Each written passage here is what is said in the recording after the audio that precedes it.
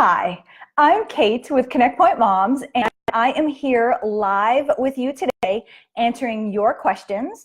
So it's the last Tuesday of the month, so it's Q&A. And the first question I wanted to address with you was about mom guilt. So often we suffer this guilt that's, if you stay at home and take care of your kids, you might feel guilty that you're not out there working and earning an income for your family. Or if you're a working mom, you feel guilty that you're not at home and you're missing all of these wonderful milestones. Or maybe you even feel guilty, don't feel guilty because you don't want to be at home, you want to be out working.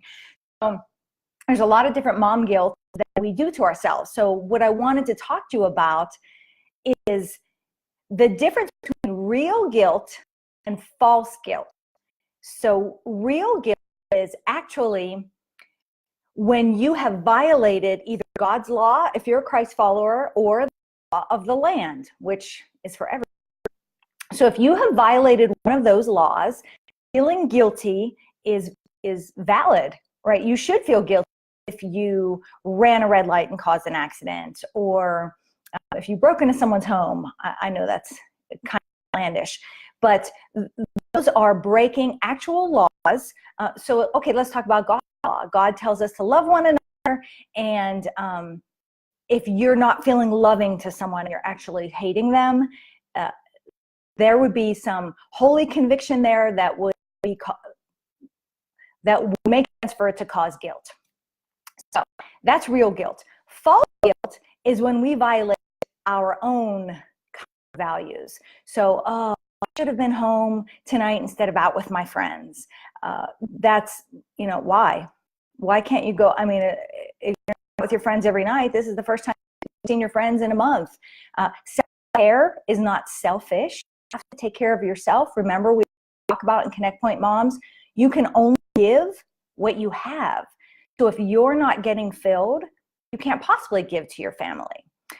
So hopefully that clears up a little bit about mom guilt. Just think to yourself, okay, is this real guilt or is this false guilt? And I can talk more about that. I have it written in more in depth in the article.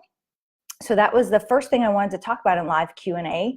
And second was I had a question about how do I tell my husband I need more help around the home? Like how does that go? And so I would say it's tied very much into mom guilt, because sometimes we feel like we should do it all, and not doing it all, or if we're feeling exhausted by doing it all, asking is kind of a failure on our part, and it's not. That's false guilt. That ties right back into what we talked about first. Is it real guilt, false guilt?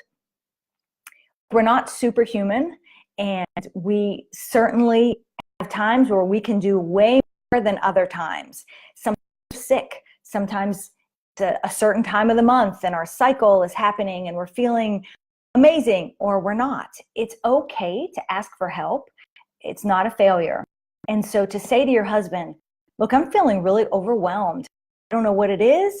You can even say I'm struggling because I feel like I should be able to do all of this, but it's overwhelming to me. I'm exhausted. I can't give my best to you. I can't give my best to our kids, and I need some help. It would also be helpful if you had specific ways on how you wanted him to help. Like, hey, if you could just do the dishwasher after dinner, or if you could just after I load it, you could just empty it after it's done. Whatever your specific need is, you could just give me 20 minutes so I could go to the bathroom in peace. It'd be awesome. I think more helpful, because I do believe that a lot of our husbands want to help us. They want what's best for us, and they can't read our minds.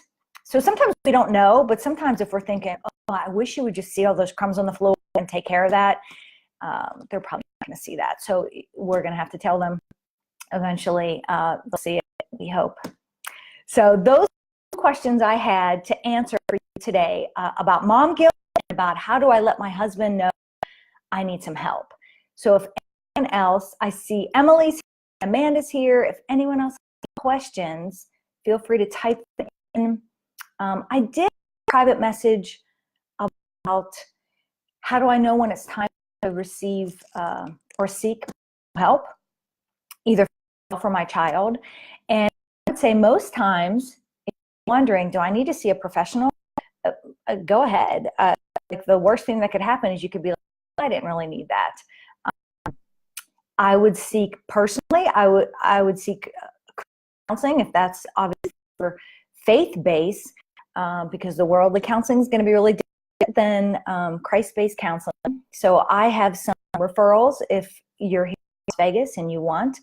But I would also tell you that if for your child who's under 12 needs to be in a family setting, I would be very, very wary of anyone who wants to see their child under about 12, depending on the child, by themselves. Whether you're a follower or not, their development happens within the family context. So it would need to be family counseling.